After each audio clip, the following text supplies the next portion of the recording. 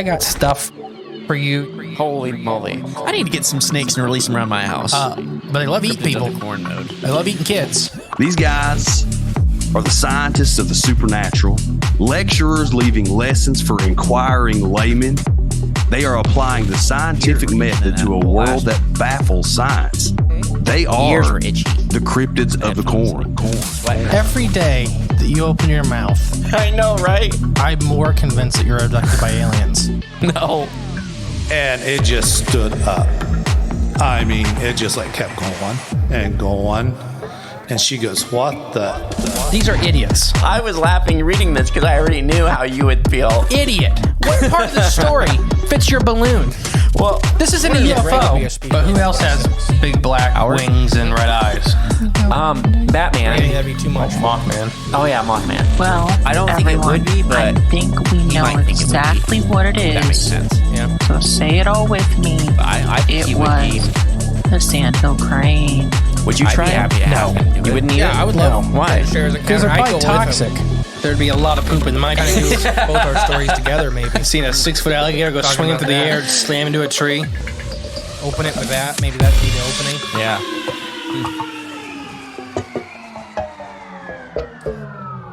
Hello, and welcome back to Cryptids of the Corn podcast. I am the great and powerful mystery. And I'm J Clone 16.9. I think the mic didn't pick up some of that when I was saying my name. Like, it's just too quiet. Too quiet. I'm too good. Dang. Now, today we're going to talk about a monster that doesn't exist. What do you mean doesn't exist? Doesn't exist.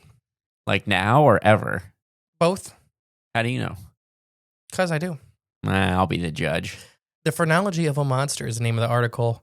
It's about couches. What was the name of the article? The Phrenology of a Monster. Phrenology? Yeah. What's that? The study of, I believe. Oh, okay. Or the history of, maybe. I don't know. Hydracus. Ooh. Is this a vampire? No. It sounds like it. So, an engraving of Couch's Hydracus from the American Phrenological Museum. And it came out in July of 1945. An amateur fossil hunter named Albert Couch brought a sea monster to New York City on display. Okay. So, actually, on the Cryptids book, I got the big orange one. It's the cover. Oh, okay. It's that giant skeleton. A cousin of the serpentine creatures that many had claimed to see off the coast of New England. So the skeleton was 114 feet long. Oh, dang. Okay. So in July of 1845, an amateur fossil hunter named Albert Couch brought the sea monster to New York City. Like I already said, a cousin to the famous sea monsters seen off of the New England coast, especially at this time. Remember, we've done hundreds of sea monsters from this area at this time, the 1800s. Oh, yeah. 114-foot skeleton looked like the bones of Leviathan itself, with a monster crocodilian-like head and ribs and spines that went on forever. The crowd flocked to see the ghastly form. They called it Hydracus. It was the ruler of the ancient seas, they said. But this is also one of the most famous hoaxes in cryptozoology ever. Oh, no. Okay. Kinda. All right. Well, I was skeptical when you're telling this because the way you started it off, saying that it never existed. So, okay. So it was a hoax or a known hoax. Yeah, I got found out. Okay. The Hydracus skeleton did not belong to one animal, but many. Oh, okay. So it was a hodgepodge he glued together. Mm-hmm. But much of its skeleton did represent an animal that was described many years before, with the exception of its paddles, which were made of a collection of invertebrate shells. The majority of Hydracus was made from several specimens of the prehistoric whale Bleismosaurus. Oh, okay. Which we'll talk about Bleismosaurus. Basically, he just took the head off of Bleismosaurus and so Bleismosaurus, for everybody to know, were crocodilian-like whales. Very big heads, sharp teeth, very long serpentine bodies. Mm-hmm. So he basically just kept taking the middle sections out of a bunch of these whales and sticking them together. To Make them a long longer and serpent. longer. Yeah. You gotcha. And stuck the head on one. It made giant feathery fins out of sea creature shells, and there were several other animals kind of thrown in there as well, but the mass body of it was several Bleismosaur. Well, where'd he get all those? He was a fossil hunter.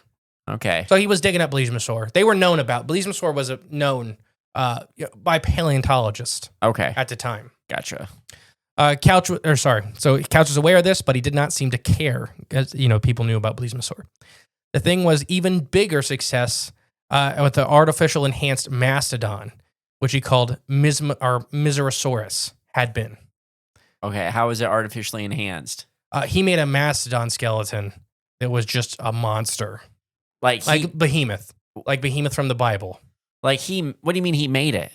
He added bones. He added, Okay, he added a whole bunch of stuff to make it bigger. gotcha. Not that he's molding his own. No, Okay. just because general public didn't know. If you're not a paleontologist and you walk up and you don't know, you're like, those bones don't fit together. How are you supposed to know? But if you were a zoologist or a paleontologist at the time, you could be like, that's not anything. But there were Right. several other famous ones where they would find fossil beds Huh? and they would assume it was the same animal. And they just try to slam everything together. Yeah, and make there it was a super famous one with a giant ground sloth and a mastodon that died in the same spot on top of each other. Gosh, imagine that hybrid. Oh yeah, no, it was a big scary monster. Depending on who you asked, however, Hydracus was either one of the greatest scientific humbugs ever presented or the most spectacular fossil discovery ever made. So it's not fully agreed upon whether it was a hoax or not. Really? Yeah. Generally, though, the consensus is it was a hoax. Okay. But there are a few people that say that maybe it was a massive sea serpent or maybe the biggest plesiosaur ever discovered. Well, did the couch guy ever say? Well, Or is that coming up at the end? Well, naturalists such as Jeffrey Weilman point out the obvious marks of forgery in the construction of Hydracus. An anonymous author of the report of the skeleton in the American Phrenology Journal wrote this, proclaiming, so this is the article, what he said. Some effect to consider is a humbug made by human hands on speculations. This idea is entirely erroneous. I have seen and therefore know the validity of the bones.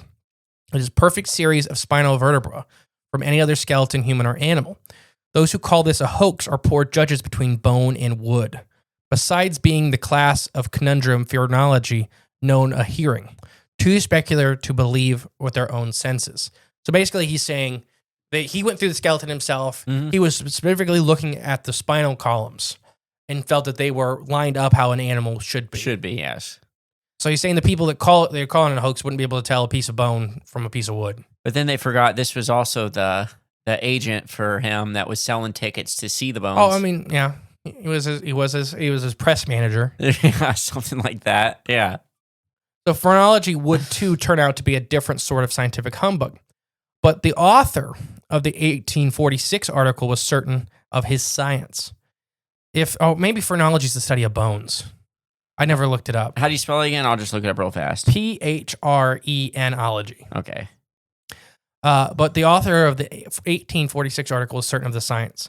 It was mentally of a human could be debunked by looking at the lumps and bumps on the noggin, the same rules that would apply to animals. And notably, the Hydracus made it too difficult to resist mapping the manner that had been based upon its skull. Oh, so that's the style. So see, I did this 2 weeks ago. I don't even remember.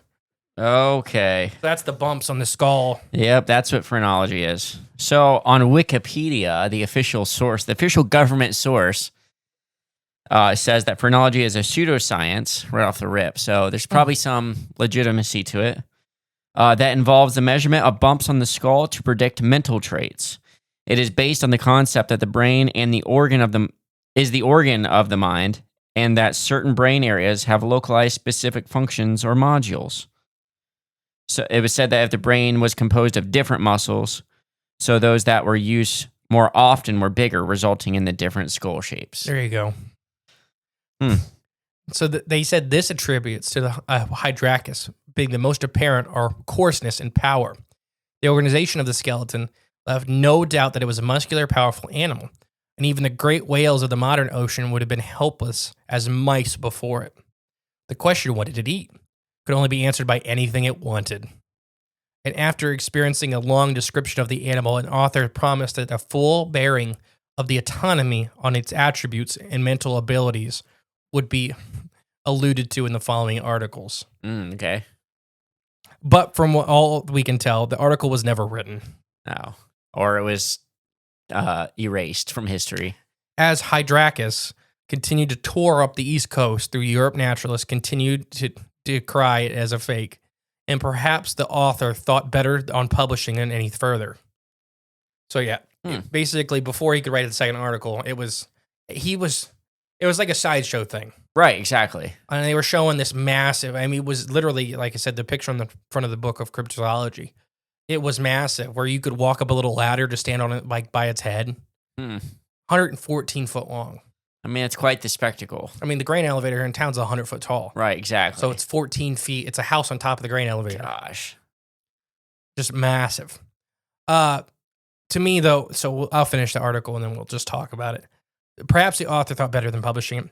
Then again, the head of the creature was very battered Blasmosaurus skull and held so highly in the air, it was supported by apertures. Perhaps it was difficult to make out anything distinctive about the habitats or the coarseness of the fossil. Whatever the fate of the mysterious article was, though, Hydracus continued to kick up controversy wherever it went, and not until many years later, an accident would confirm once and for all it was truly a whale. That, however, basically it fell and broke apart. Is that the accident? Yeah. Okay. So what became of the skeleton? The bones of Hydracus were destroyed during the Allied bombing in Germany in World War II. Before that, however, a Couch had made a second, smaller sea monster called Zeglodon, which is basically Zeuglodon, which is the mockery of Blasmosaurus by Richard Owen. Oh, okay. So he was kind of really leaning into it because Blasmosaurus was discovered first. Okay. So he was really leaning into making fun of other scientists with it. Gotcha.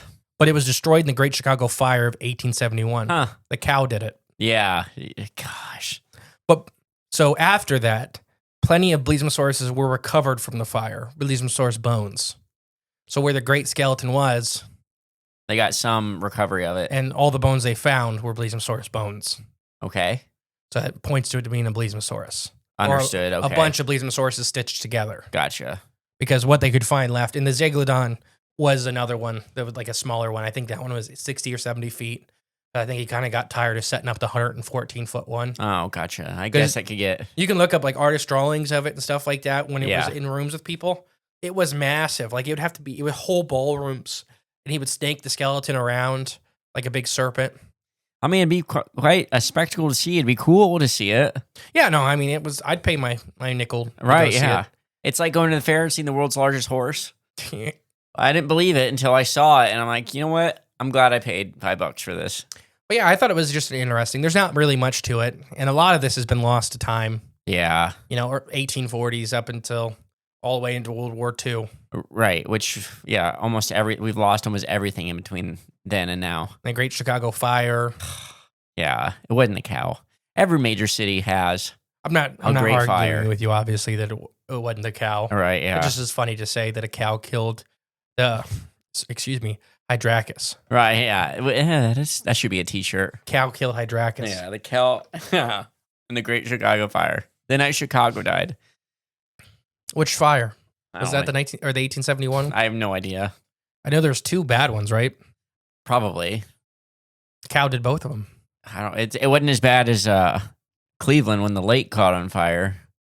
That one was pretty bad. Yeah. The lake, the water caught on fire. Ohio's had water catch on fire many times. Oh man! So what do you think of Hydracus? I know there's not a lot to it besides a lot of hearsay. You know, he said, she said, and I want to point at this time we've done episodes. I think they're on our Patreon. Maybe we'll publicly release them. The Bone Wars. Oh was going on gosh, during yes. the 1840s, all the way into the 1900s. Oh yeah! If you don't know about the Bone Wars, please check out our. Did we do 1 or 2 episodes on it? I can't remember anymore, but it is crazy. Oh yeah, it was. They were blowing each other's stuff up and stealing stuff and intercepting stuff. It was bad. Just smear campaigning on other people, getting people to pull funding. So there may be some Bone War stuff to this. Yeah. I could see that. But we're also at the height of like spectacle shows, like sideshow attractions. 100%. I mean, that's entertainment. That's like our today's. This thing traveled for decades. Oh yeah, I bet. And so did the Zeglodon, the little one. I bet. So I mean, you're gonna make there's gonna be snake oil salesmen throughout time. So yeah, you're gonna have somebody that might not be telling the truth, but show you something pretty dang cool, and you're gonna see it. Regardless if it's real or not, it's like a piece of art at that point. It's like even if it is fake, I think it's pretty awesome. That he was able to make this thing. Like I'm just going to assume it's 100% a hoax, you know, the creature. I'm going to say the bones, yeah, sure, were probably real. But the animal itself that he portrayed, I'm going to say is more than likely 100% just a fake. But I think it's very impressive, and I think it's awesome. I would have liked to have seen it in person too, just to go through the effort to make something like that. That's art in itself. So the biggest blue whale ever accurately measured was 111 feet. Okay. So the skeleton isn't that outlandish. Right. But the biggest Blismosaur ever, I believe, was around 90 feet. That's still pretty big. So there's always a chance. There's always a chance that this was an actual Blismosaurus skeleton. That just happened to be either that species got remarkably large or that maybe, I don't know, you know. But what about the fins where it was, what they say, shells from sea creatures? Yeah, they seem to be, but that's, I have no proof of that. True. Yeah, if you were there, you'd be able to tell. Oh, okay, that's a... I mean, yeah, if you know what you're looking for. Exactly, yeah. It's not hard to tell, but if you don't. No, yeah. Well, I'm saying if this thing was still in existence. There are pieces, their pieces are, not private collections, but museum collections. Yeah. So you'd have to ask to see them. I don't think they're on public display. Well, I think that would be the giveaway, is looking at the, whatever you called it, the fins or the scoots or something. I don't know. Whatever you called it. Yeah, there was the fins, the side fins. Gotcha, yeah. So, I say, if we are able to see those, then we know for sure. It could have been food it was eating. So it could have actually been fossilized with it. That they were eating crustaceans or something off the bottom. Oh, I guess so, yeah. And because there was that massive one I was trying to pull up. I just pulled it up. So that we talked about it. I can't remember if it was on the main show or Freaky Fauna Friday a couple years ago when they discovered this. That the heaviest whale ever discovered was close related to Blismosaur. Okay. Blue whale still holds the record for at least the longest animal. And there's been some more coming out about this where it was not as heavy as they thought it was. But it was a colossal whale discovered in Peru. Each vertebra or backbone weighed more than 100 kilograms, and each rib measured almost 6 feet in length. Okay, that sounds pretty big. It was chunky. It was very dense. Big boned. Yeah. But it only topped out around the 80 to 90 feet. Only. Well, when you're comparing it to whales that get 110. I know. It's just funny to hear that. It only topped out, a living creature, only 80 to 90 feet. So they, roughly 20 meters, and then blue whales get up to 30 meters. So when it first came out, they thought it may have weighed up to 500,000 pounds or even 1 million pounds. That's insane. Because it looked like it was an extremely dense, bottom-crawling Blismosaur. Okay. Where it may have been more like a scout, like actually eating stuff off the bottom or in sand. So like gray whales, for example, are sand shifters. Okay. Where they scoop up giant mouthfuls of sand off the bottom and get all the sift through crustaceans out of it. Yeah. Clams and everything else, and then they digest that. Mm-hmm. So they think that this guy may have been that, and his size may have been to help him hold to the bottom. Gotcha. Like a hippo. Yeah, more like a hippo than a whale, modern day whale. And even the artist depictions of the tail fluke would give it a much more manatee look. That'd be interesting to see. There's always a chance that he actually found one of these. And we don't know what's down there. We really don't. We have no idea what's on. Blismosaurs were a complex, massive group of animals, of prehistoric crocodile-like whales. That could be what's stealing the cables off the coast of Iceland. Could be. A big ground-crawling Blismosaur whale with a bad attitude. No, I think this is fascinating. It shows a lot of that hoaxy stuff. But yeah, what do you think? I just again, I think it's fake. I think it's a hoax. But I'm what's the word? I want to say the right word, but I'm pro it. I'm for it. You're for hoaxes? Not hoaxes, but I'm for this thing, I guess. I think if you construct 140-foot long 114. 14, it doesn't matter at this point. 140, 114. If you construct that and put it together and make it look like something cool, I think that's, like I said, that's like art in itself. And you're giving it a backstory. I don't know. It's just fun. I think this is fun. I do think there's a chance it could have been a real animal. Or maybe even two animals that died on top of each other, and he may have not been malicious about it. Yeah. Because this is the time in paleontology where this was not uncommon for paleontologists to stick bones together. Yeah. Oh, yeah. Because we don't know. Yeah, Red Dead Redemption 2 actually had a paleontology quest. That was this, where the lady had, what's his name? What was the main character? Arthur. Arthur, going around and getting fossils for her. Yeah. And she stuck them all together, and it was an 8-legged, massive reptile / mammal, and she made a whole backstory for it. And she was dead serious. Oh, yeah. And I believe it may have came back to life during one of like the Halloween updates when like the zombies were out. Right, yeah. That was like the final boss because it was absolutely massive. Those games are great. Red Dead Redemption 2 is awesome. But this was common. People finding bones and sticking them together in partial skeletons and not understanding. The Blesiosaur was thought to be a giant marine snake when it was first discovered because it's giant, long, slender animal, right? Yeah, with a big reptilian-like head. And then they thought it was a prehistoric crocodile, and then it was a mammal. Yeah, go figure. But if you look at killer whales' skulls and Blesiosaur skulls, they're remarkably similar. Oh, okay. Killer whales have a very, very, if you didn't know what you're looking at, it looks very crocodilian. I can see that. Even big sperm whales have a very crocodilian skull. I can very much see that. 90% of that big head is just flesh. Right, yeah. It's the jelly. It's the spermaceti inside their head. And they have the narrow, the very face. narrow, face. But so they're massive heads. Even Orca's massive head, most of that is just soft tissue. Huh. There's no hard tissue in there. Just the bottom part. Interesting. Yeah, I mean, I don't know. I think this is fun. I like this idea.